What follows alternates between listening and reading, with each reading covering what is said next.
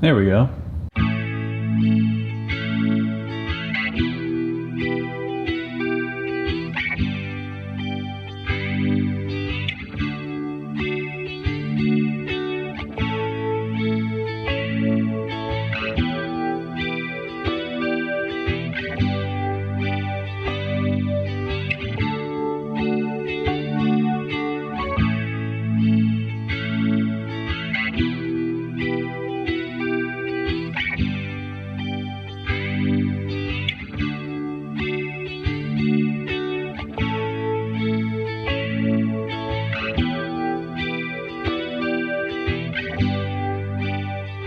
Welcome to the Purple Room.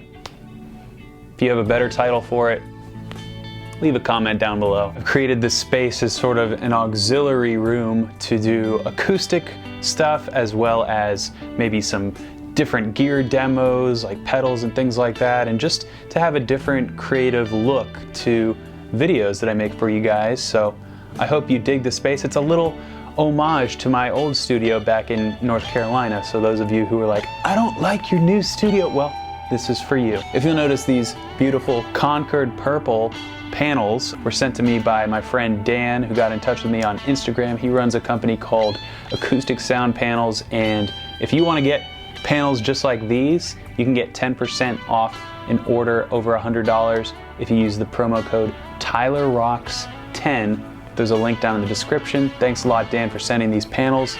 This room sounds amazing thanks to them. And thanks for the custom music as well. Like, that's pretty cool right there.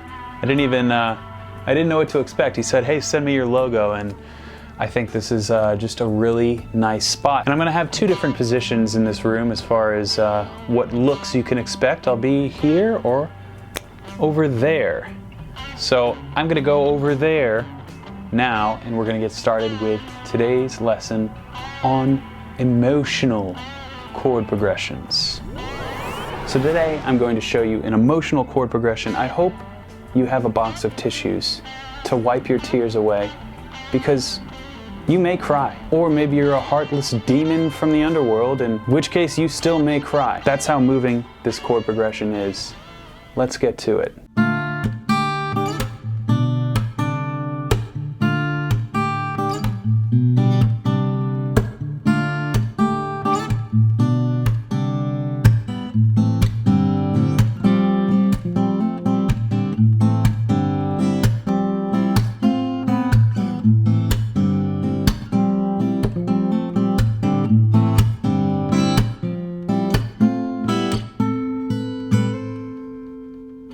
I'm just going to show you those chords first because I want to break them down a little bit.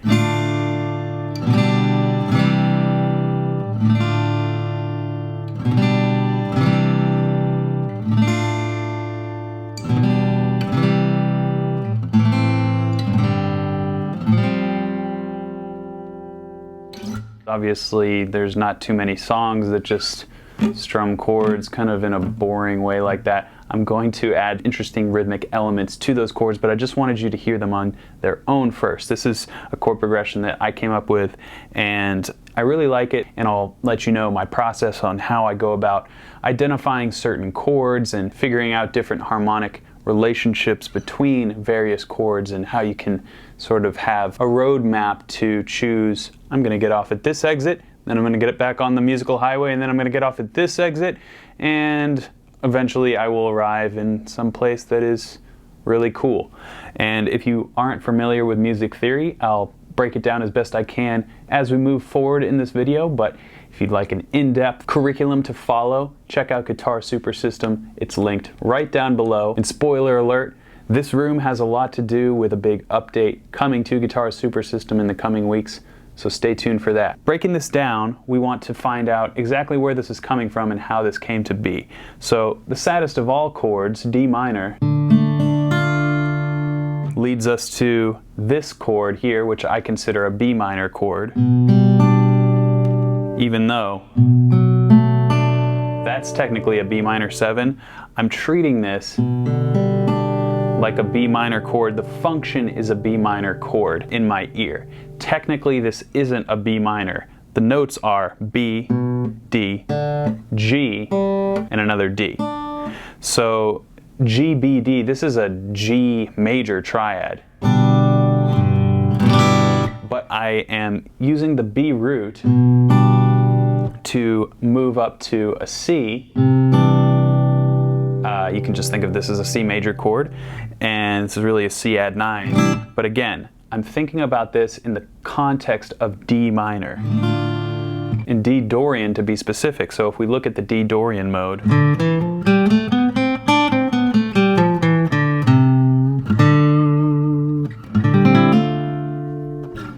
we are drawing from that tonality. So that is when music theory can be really helpful and sort of save you some time and give you some more options when you can immediately understand, okay, this is the key I'm in, this is the tonality I'm in.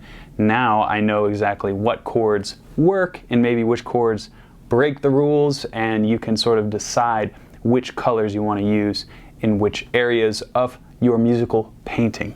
So, moving back to this chord progression, we have these 3 chords, and then you'll notice I went to an A minor, which is still within the harmonic key that we are derived from, C major. That would be the 6th note in the C major scale in A minor. And then we're coming down to a G, and I have a suspended sound here, so there is a C. This is an 11, G, A, B, C. I have these other strings ringing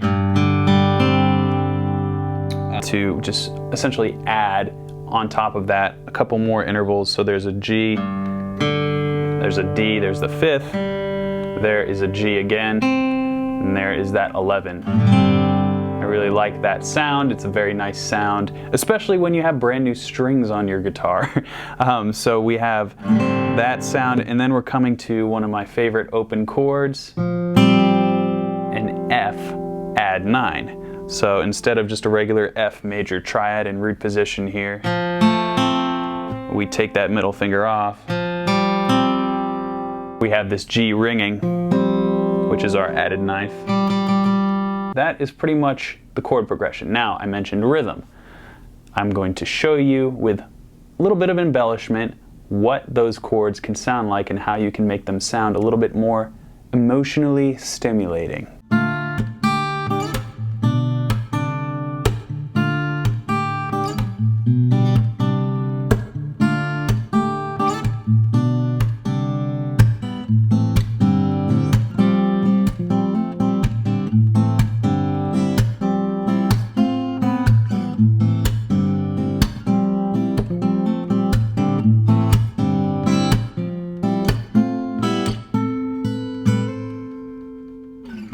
So with those changes, I'm playing the exact same harmony that I showed you initially, but obviously there's a lot more going on the surface. I wasn't really changing that much. I was just adding in a couple little techniques, but as far as the harmony is concerned, and as far as the concept of the chords working in tandem with one another, that didn't change at all. So the first thing we'll notice is the rhythm. This is a completely different lesson as far as this sort of pulsating movement. You don't have to go with something like this, but I just felt it was appropriate for these sort of chord changes to have them change on different beats than just chord 2 3 4, chord 2 3 4. So the chords are happening off of the slaps, which are the downbeats. So these are off 8th notes as far as I'm concerned, and the chords that come by those second 2 chords I feel like work better if I am pushing the rhythmic motion a little bit faster, really making this D the center of attention in the first part of the chord progression. And with that said, that is where I came up with this little lick. So if you think about it as a single line, I'm just going.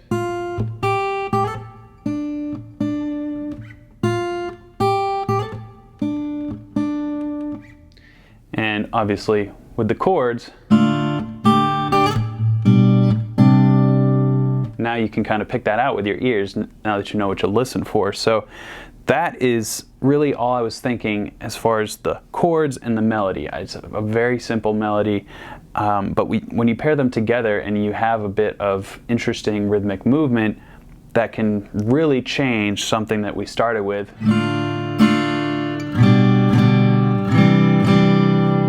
into.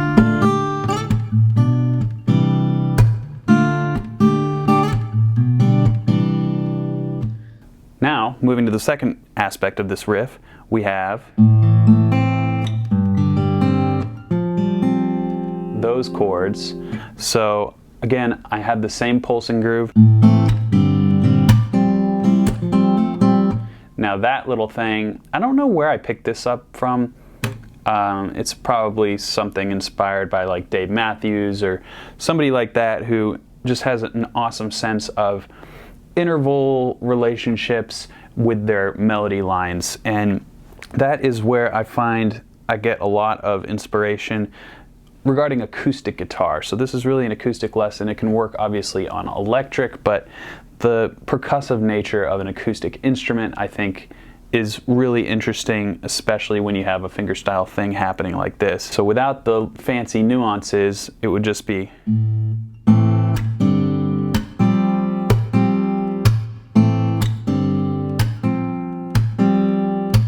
And we are basically adding in a couple different extra anticipations. So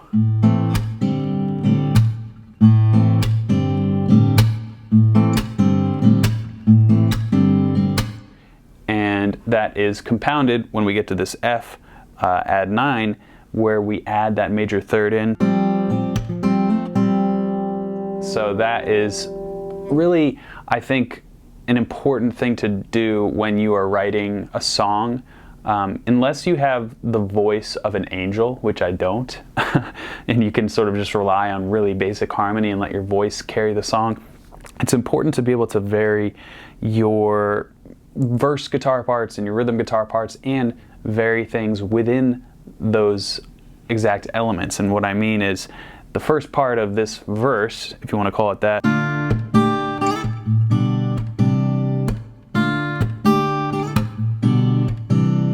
it's pretty straightforward. And in order to add some variety there, I chose to basically add a pickup. It's called a pickup anticipation when I got to that F chord. And I also slightly varied the way I attacked the A minor chord. So instead of,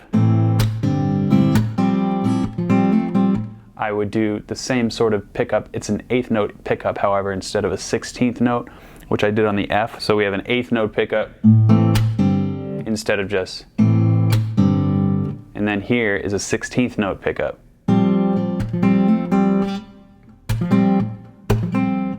Da, da, one and, and that is accented with the hammer on there. Really, it's not important for you to understand and try and mimic all of this. I'm primarily trying to give you examples of how you can vary your harmonic ideas and really not do that much differently as far as the chord shapes that you're using. So don't feel overwhelmed if you can't play fingerstyle guitar in this way or you're new to it. If you're a straight up beginner and you can just make an F chord like this, just simply understanding that you can have that hammer on motion. And the same with an A minor. And experimenting with different chord shapes. So say you have the C chord. That little hammer on motion can really propel melodic lines within the harmonic flavors that you're dialing up. And then, as I mentioned, the more intricate you get with your right hand technique, the more that your left hand or your fretting hand can work for you as far as really complicated and complex and cool sounding rhythms, in my opinion. So to put a bow on this progression, the second time I came through here, I would move up to an F major first inversion triad, and then I would pull this off to put that B in there, F, G, A, B. That is an 11, and I really like this chord sound, especially in the context of an F major. Going back to an A minor. It's just already set up for an A minor chord. So that's what's called voice leading, when you have some common tones moving from one chord to the next, but it's technically fulfilling the chord tones that have to exist in order to create this F major triad. So when we take away this note here, all we are missing is an A. And we have an A minor 9. So that's really nifty to me. And when we have all this working together,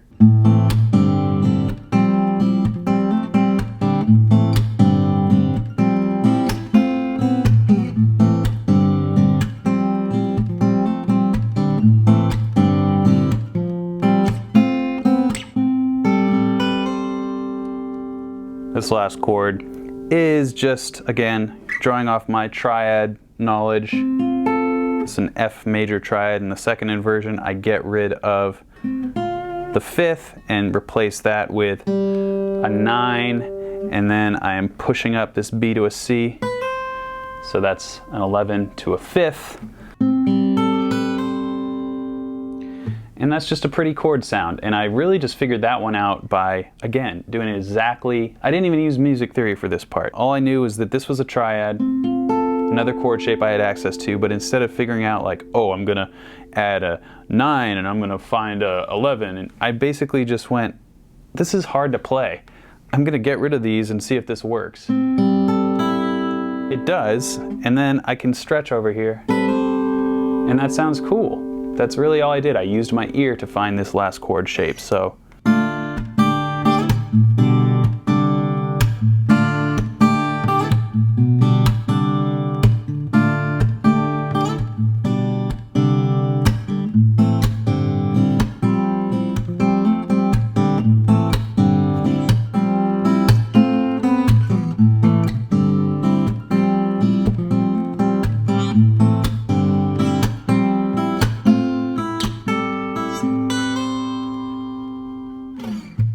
So there you have it, how to create an emotional chord progression starting from the ground up, and you can take any different type of key you want to.